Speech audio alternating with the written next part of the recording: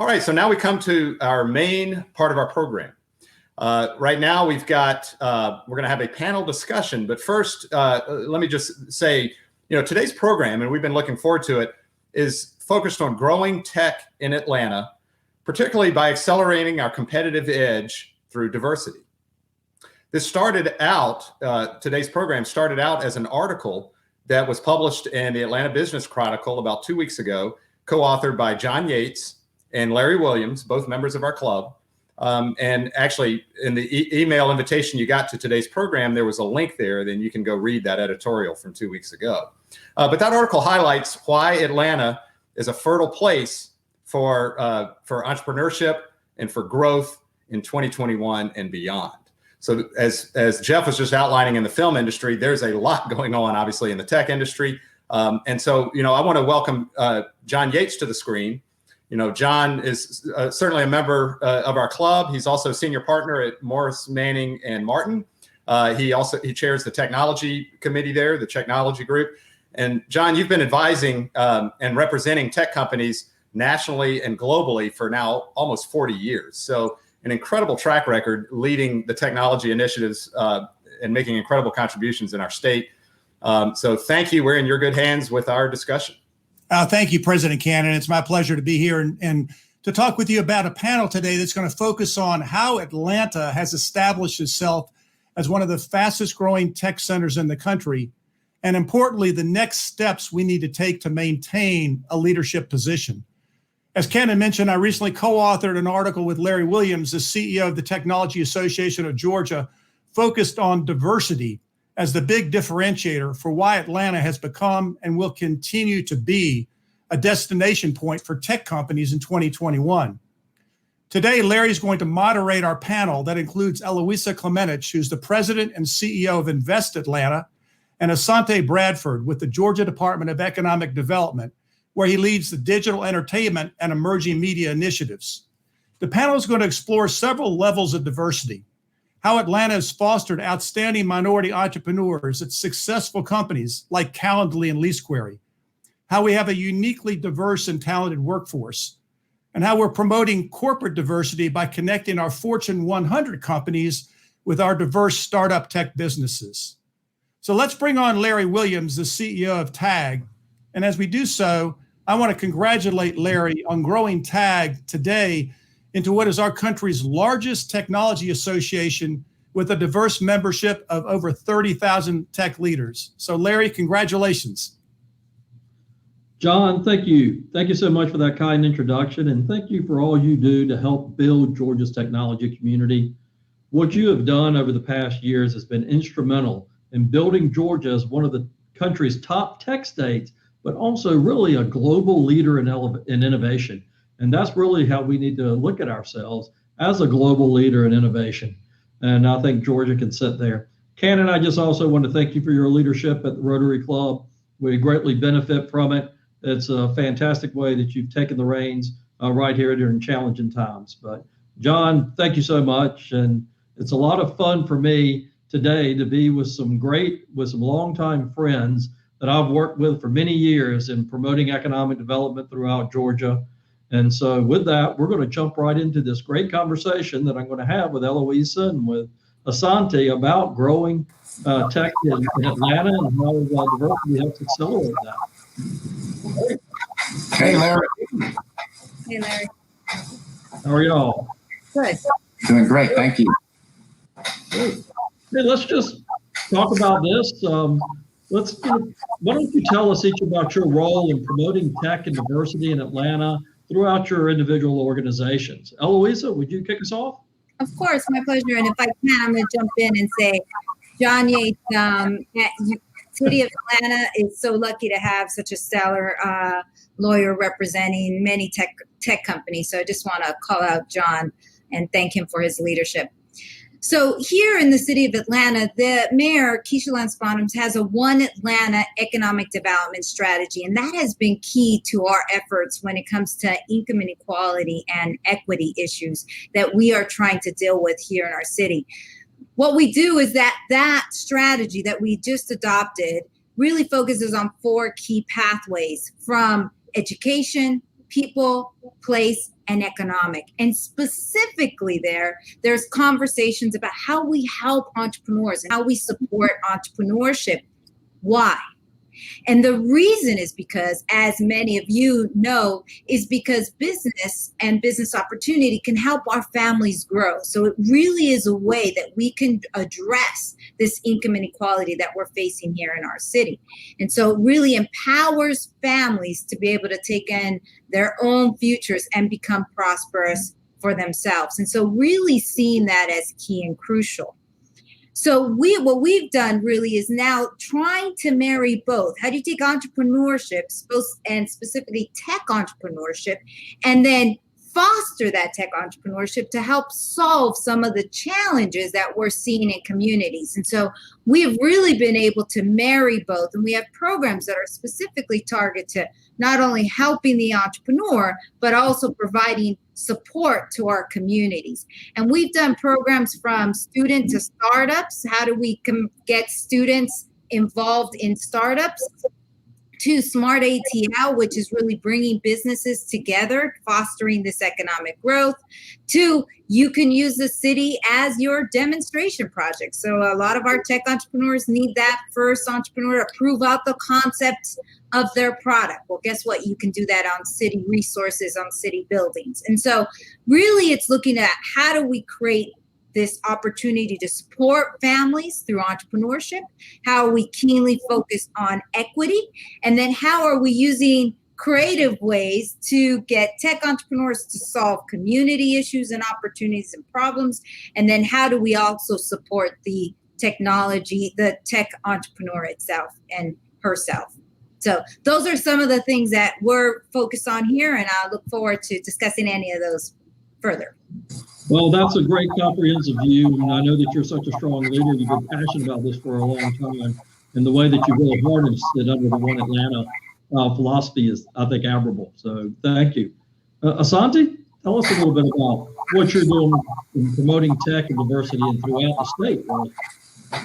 Sure. Well, thanks, Larry. And I'm gonna follow Eloisa as well and put out kudos to John Yates, who has been there to support me since I've been starting in this role. So anyway, John, thank you for inviting me to this, and I hope to deliver, man. If you're bringing me on, I hope to deliver what's needed. So real quickly, I work for the Georgia Department of Economic Development. So for us, it's always about jobs and investment to the state. And of course, we have all type of different verticals and part of that. So I was with kind of a hybrid. I've been through a few divisions. We have what's called our Georgia Film, Music, Digital Entertainment Office. So I still focus on digital entertainment for the state. And then I've worked with our Global Commerce Division, which is basically the sales arm, the marketing arm for Georgia. So I actually get to go ahead and promote Georgia, Atlanta, all of the great cities that are going on here as well. And then now I've been moved into a new role, which is with our Centers of Innovation, which I'm really excited about because I think that's going to be a great fit to what's happening, especially concerning our topic today. One of the projects that I actually brought in, I guess, was with Microsoft. And we landed their Center of Innovation for them about 2 or 3 years ago. And what's been exciting about that, it was actually led by African Americans on that project. And what's happened from that is Microsoft has really created Microsoft Atlanta now and has creating and continue to create incredible opportunities, jobs. One big announcement was the 1,500 jobs for the AI, which is really exciting. So again, now as moving into this new role, and we're talking about diversity and what's coming here to Atlanta, obviously one of our big selling points or our big, young talent coming up is one of them is the HBCUs here, which have garnered a lot of interest, if you can see lately, which is really exciting. So in a short few months, you have seen Apple invest a ton of money, shouldn't say a ton, but it's a lot, 20 million plus, at the AUC. You've seen Porsche is now getting involved in doing a program over there, which is exciting. Netflix invested over $20 million over there. So what's exciting me about my opportunity now is to actually work directly with these corporations And I think that's what we're going to see now as these corporations are carving out space for diversification. Not only does Atlanta make a lot of sense, but also, I'm gonna give kudos to our educators out there.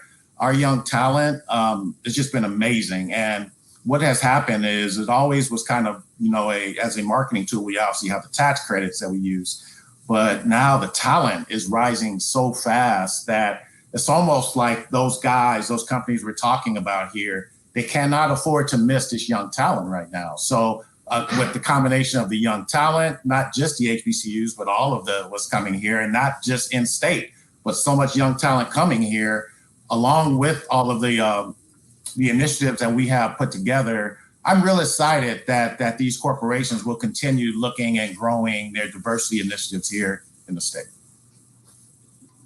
Thanks, Larry. Ronnie, you hit so many things. There's so many ways that we can go with this conversation. To be in Georgia, be in Atlanta right now, it is just super exciting because I think a lot of things that we've been promoting for, a long time are really starting to, now the world's seeing us and they're coming here and talking about the strength of diversity. So Asante, I want to start with you, but tell us about, sort of the different aspects of diversity as we look at them in Georgia, all the different levels. John and I talked about it in our article, entrepreneurism, ethnicity, and we can go rural, urban. There's lots of different layers to it. But tell us about, from your perspective, the things and diversity that distinguish Atlanta, and how does it help us attract our tech companies and our entrepreneurs, and how does your organization support them? Good question, Larry. Well, I'm gonna stick to what I know. And so I'm gonna stick with entertainment. We got different verticals, and I do. You know a lot, Asante. You know a lot. Well, not really, but on the entertainment side, I'll address it there because a lot of folks, it was great what Jeffrey was saying, and I actually want to follow up with one of the things he said. I'm really on board on that. But what's happening here, again, is just so much of the basically what's happening again with the schools and oh man, wait, I've got my head thinking now, Larry. So specifically, what was the question again? I'm sorry, man. Just tell us about the I need some more coffee or something. I'll jump in, Asante, if you want. Thank you. I think that when you ask about diversity, there's one statistic I just have to share because I think it really is telling. There are 4 times more African Americans working in our market than in San Francisco. That's 20% of our market in tech here in Atlanta.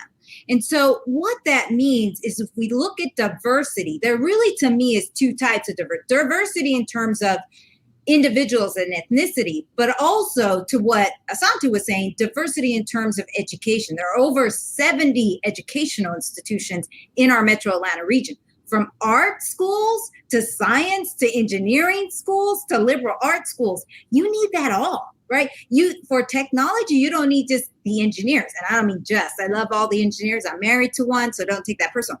But you also need to have the creatives, right? When we talked about that creative piece of having IP and writers, you need that mix. And that all happens here. And that's what's so exciting about our market is that we're able to see the technology. We have the AU Center schools that are really educating thousands of African-American students that are really impacting the way we are moving. And we're seeing that in our numbers.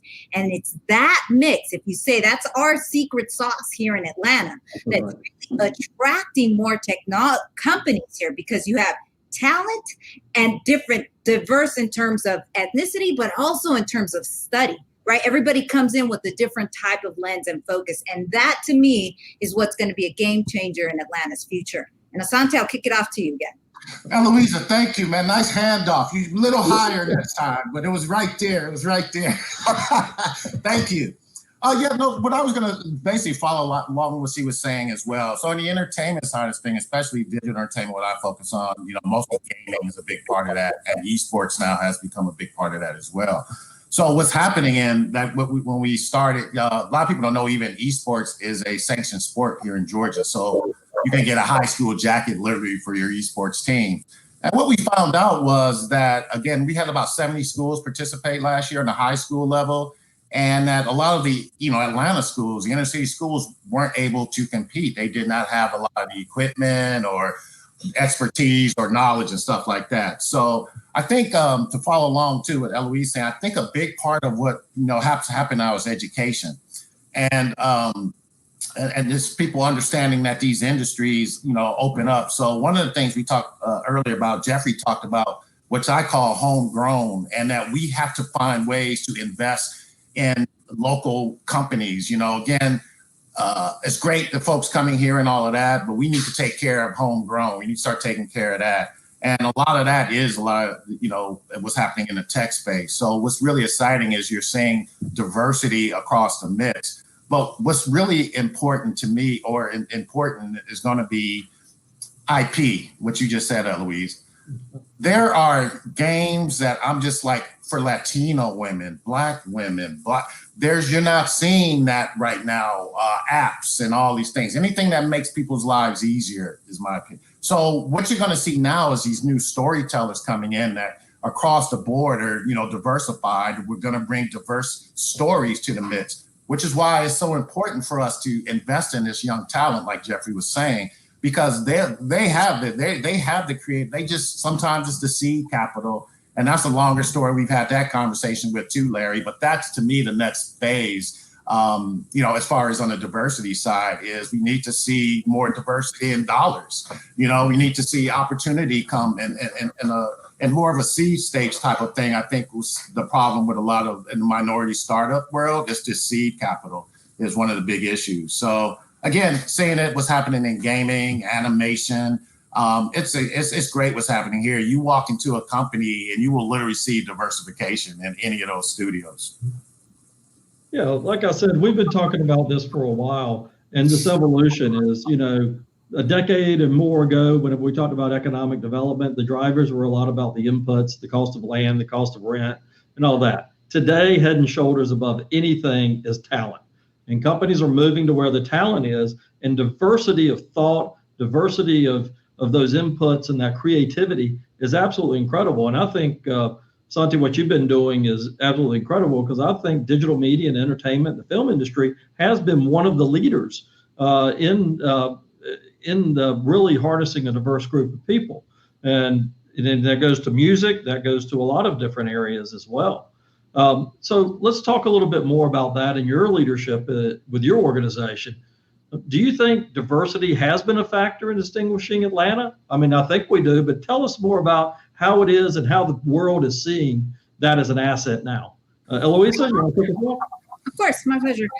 Now, when we talk about diversity, no doubt that is what is one of the attraction. And we talk to businesses all the time, and they're saying that's why they're coming.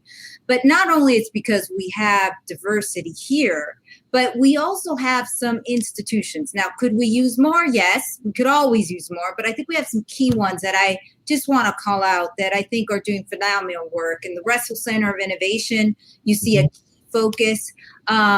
Village. We also see at It Takes a Village at Atlanta ATV is key.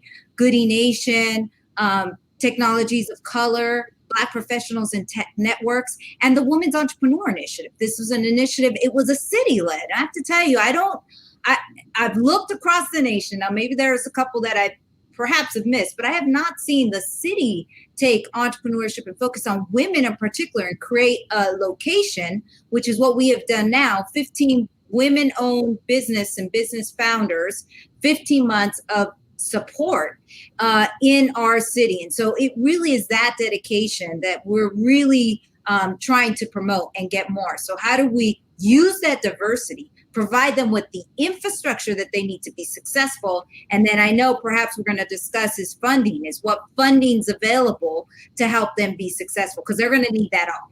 And so I think you'll continue to see that success. Again, just high number of educational institutions, over 275,000 college students in one place that are all diverse. It's really going to continue to drive interest in Atlanta for diversity. Asante, what do you think? I'm totally on board with that.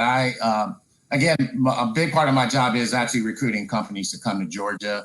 And I would literally say 95% plus are looking at us because of that's the added plus that we have that a lot of places don't have. So it literally comes up in conversations right away. I think if they're looking this way, especially Eloisa was talking about what's happening with obviously Silicon Valley, LA, and the cost of living and all of that. I'm real excited about the kind of companies that are calling now. And a big part of it is that we could provide and handle that. And I think, you know what, I always say this too, we've been at it a while. We may not even know we've been doing it and dealing with it, but it's here. It's just part of our DNA. And again, when companies come here, they see that right away. I mean, you know, again, you have over, I think, 50% African-American here. Now we're growing Latinos and Asians. And we have an incredible diversified mix of people here. And these companies are seeing that. And that's literally a part of every 95% plus of the conversations when companies are coming here is that diversity issue. And they know Atlanta can help with that. And the other thing is us economic development folks, you guys all on this call right now, we're there. You know, we're not only are we trying to educate other folks about it, but we're educating ourselves about it. So I love when they come here and then they meet with the Metro Chamber, they meet with Invest Atlanta or whoever, and we're all on the same level. We're all in that same conversation about how your company could thrive here, but also if they need numbers on diversity, we have that. You know, we have studies and stuff like that we now can provide on these things as well. You know, it's very interesting because whenever I think about, you know, diversity and what it does, it's really what is it that we can continue to do now? What are our assets today, and what can we do? What can we do to get better? And I think Eloisa and Asante, you both said it. We've got great strength, but we want to continue to evolve it and make sure we maintain that leadership position. At TAG, we recently adopted 5 social justice principles to help us do that. And one of them is access, and, you know, provide access to resources and opportunities. And the women in entrepreneurship that you mentioned, Eloisa, is a great example of that. But also equity and ensure equal opportunities are available to folks. Sometimes, you know, what we see in our world and in technology, we take for granted that everybody doesn't have the access in an equitable way. The diversity, you know, trying to engage diverse people, it makes it for a richer conversation and a richer product that we have to. And then also participation, making sure that, you know, it's not just being at the table, it's being engaged and pulling people in. And then we just see social justice as a human right. And I think at a foundational level, we recognize that social justice is about ensuring human rights are protected and honored in all individuals. And when I look at Atlanta and I look throughout Georgia, I just see us represent this in so many different ways. What do you think? What can we do better in this regard? Hello, Eloisa? Okay. I would say one of the things that we need to do better, and especially if we look at other cities, is if we look at New York, I've been looking at their financing models. How can we talked about it with the film industry as well. How can we find financing tools? Now, here at Invest Atlanta, we have debt tools, and, you know, loans are great, but they only go so far. And oftentimes, if you're talking about startups, they don't have much equity yet in their business, not able to take on so much debt. And so equity then becomes an opportunity. And so we do have some organizations here. I mean, Black Angel Tech Fund, Collab Venture, Fearless Fund, Village Capital. And I also do want to recognize the Atlanta Technology Angels. It's been one of the, if I'm not mistaken, it's the longest, if not one of the longest angel groups in the nation. And just last year, they invested 49% of their funds in women-owned founders. So we're making a difference, and us together as a community, each of us in our component. But we need more, because if you look at venture capital, we still see that 90% of venture capital is going to white males. It's white, and maybe I think it's 88% for male. So we need to ensure that we have a diversified in all our tools, whether debt or equity. And how can we be leaders in creating some of our own financing mechanisms here to help our entrepreneurs be successful? That's something that we're looking for in terms of how can we help diversify that and bring more options to our entrepreneurs. And it takes leadership. Asante, what do you think? I think Eloisa can drop the mic right now because getting it out perfect, man. I'm gonna literally talk about what she said. I think she just nailed it. One thing that wasn't mentioned is kind of the marketing, and I think we need to do a better, in my opinion, we need to do a better job of letting folks know, marketing that, hey, this is the place to come for this. I mean, the good thing, you're starting to see some articles, but I think even on us on more an economic development job, need to really come together and market, hey, that we are this place, not just for diversity, but for, all the other great things that we bring to the table. Yes, and then the other things, obviously, I talked about before too. I think the seed capital, venture capital is just, and especially kind of what I do on the entertainment side. We have to educate folks here. I'm starting to see it now a little bit. I think folks are seeing how they can use a tax credit or use different other ways of financing. Like Eloisa said, on the equity side, we're seeing a lot on the debt, which is great too. But a lot of it, I think, again, is going to be educating folks on. We have to do a better job of educating folks. What's the ROI on a game or a film or whatever? That's one of the things I think that we need to improve on. That's such a great point. One of the things that I am proud of at TAG is that through our FinTech South annual conference, we do a competition and we give a non-dilutive award to a startup, $25,000 this past year to enrich her, and coins and have been recipients of that, because that non-dilutive part really lets them be creative thinkers that they need to be and really think about chasing that vision. Let's continue talking about entrepreneurism. It's such a great thing, and it really embodies everything that's technology, because so many technologies are using them as tools to be able to generate revenues and implement great ideas, whether it be in artificial intelligence, connected devices, machine learning. All of the alphabet soup that we use in technology today are extremely, extremely important.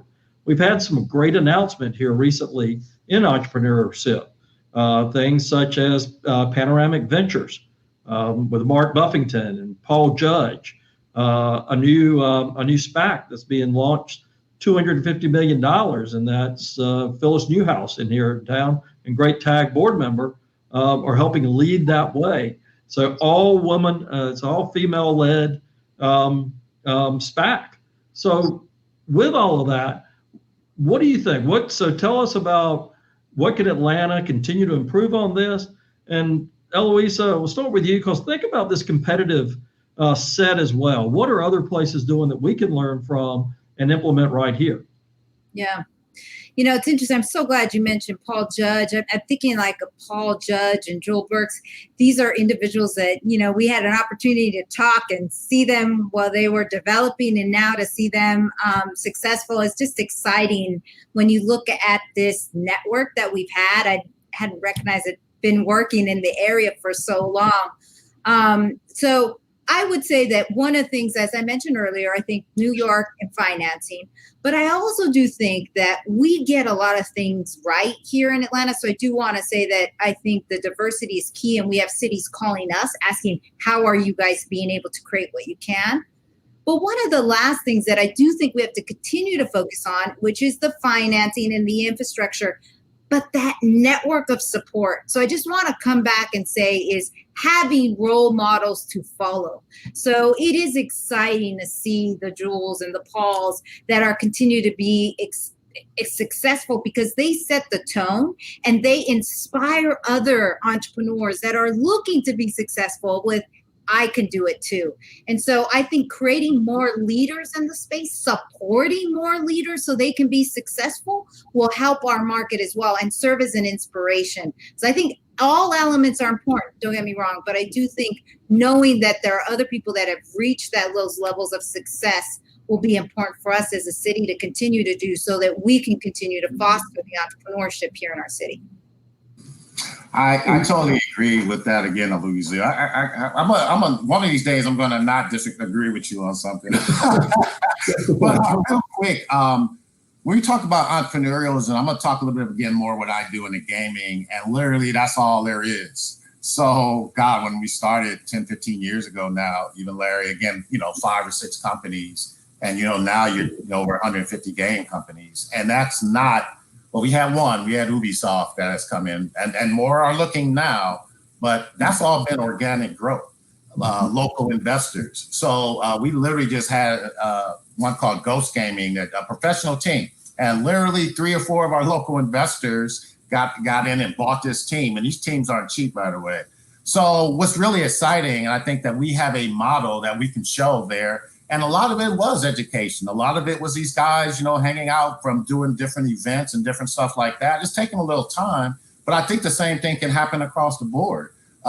These entrepreneurs, these companies, like gaming companies, what would happen is, they continue growing, and then 2 or 3 of their employees, I shouldn't probably say that, but they don't like it, but 2 or 3 of their employees would like, hey man, let's start our own company, and they have been inside of there to actually have learned the lessons and, do that here, and they're doing pretty good. Now, they're not probably going to make Silicon Valley, money, but here in Atlanta, they're doing just fine and probably thriving at what they're doing, because these are cheap jobs. So what I would say to follow up to with on this question is that on the entertainment side of things, the investment, the local investments happening. I mean, obviously, a Tyler Perry on the film side invested himself.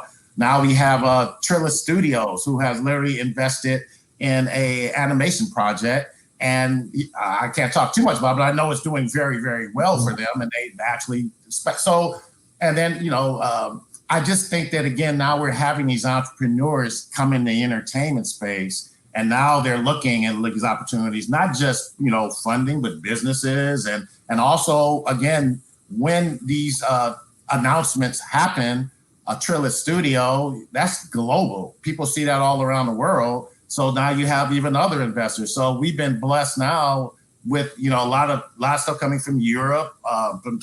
We have 11 offices, but we're just getting so much interest outside the country, and people are knowing what's going on here in Georgia because they're seeing, that little Georgia peach behind all of our creative industries. Hey, Larry. Really does make us a global. Sorry, I know we're running short on time, but can I just throw in one request to our businesses that are watching? How can they help? If I had to say one thing, we talk about debt and equity. But if startups had a customer, which you can do, then that would help build them up. So I would challenge each of those of your members, find a startup or even have startup goals, make them your customer. You will support them more than you can imagine. Thank you. Right. I was going to have us wrap. And Asante, you got 10 seconds. What would you do? What would you challenge this group to do to help the entrepreneurs and the educate yourself. Just continue watching everything that's going on. But there's ways to get in. And Eloisa mentioned a lot of different groups.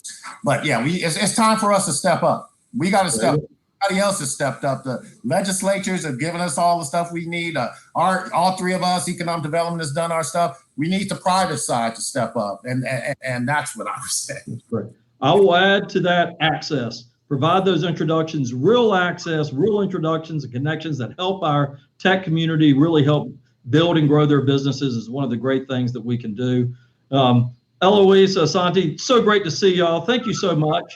I look forward to many more conversations. And thank you for all of your leadership and what you do to help grow Georgia's technology and really keeping us at the forefront of global innovation.